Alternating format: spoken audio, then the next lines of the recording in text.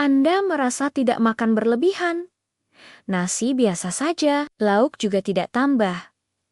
Tapi kenapa lingkar perut perlahan bertambah? Celana mulai terasa sempit di bagian pinggang. Perut terlihat lebih menonjol meskipun berat badan tidak naik drastis. Saya Aisyah, apoteker, dan hari ini kita akan membahas kenapa lingkar perut bisa bertambah walaupun Anda merasa tidak banyak makan. Pertama, kita perlu memahami bahwa lemak di perut berbeda dengan lemak di bagian tubuh lain. Lemak perut, terutama lemak visceral, adalah lemak yang mengelilingi organ dalam. Lemak ini lebih aktif secara metabolik dan sangat dipengaruhi oleh hormon. Salah satu penyebab utama adalah perubahan hormon seiring bertambahnya usia. Pada wanita, penurunan estrogen menjelang dan setelah menopause membuat distribusi lemak berpindah ke area perut. Pada pria, penurunan testosteron juga dapat meningkatkan penumpukan lemak di bagian tengah tubuh.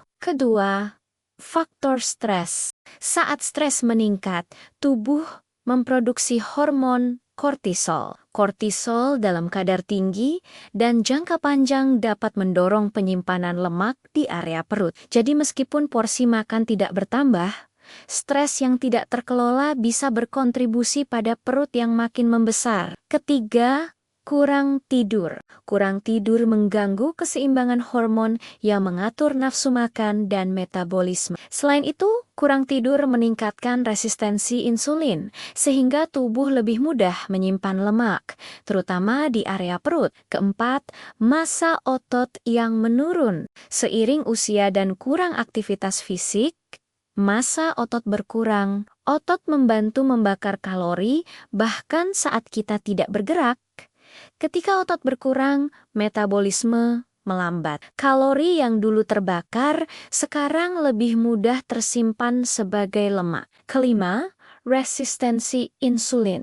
Ini kondisi ketika sel tubuh kurang responsif terhadap insulin. Akibatnya, gula darah lebih mudah diubah menjadi lemak, terutama di area perut. Resistensi insulin sering tidak disadari sampai muncul gejala lain seperti gula darah meningkat. Ada juga faktor pola makan tersembunyi, minuman manis, camilan kecil, atau porsi yang tampak sama, tetapi lebih padat. Kalori bisa menjadi penyumbang tanpa disadari. Lingkar perut bukan hanya soal penampilan. Lemak visceral berhubungan dengan risiko penyakit jantung, diabetes tipe 2, dan tekanan darah tinggi. Lalu, apa yang bisa dilakukan? Fokus pada kualitas makanan, bukan hanya jumlahnya. Kurangi gula sederhana dan makanan ultraproses, perbanyak protein dan serat untuk membantu mengontrol gula darah. Tambahkan latihan kekuatan ringan untuk menjaga massa otot. Jalan kaki saja baik, tetapi latihan otot memberi dampak lebih pada metabolisme. Kelas teknik pernapasan, relaksasi, atau aktivitas yang menyenangkan bisa membantu menurunkan kadar kortisol dan perbaiki kualitas tidur. Tidur cukup adalah salah satu intervensi metabolik paling sederhana,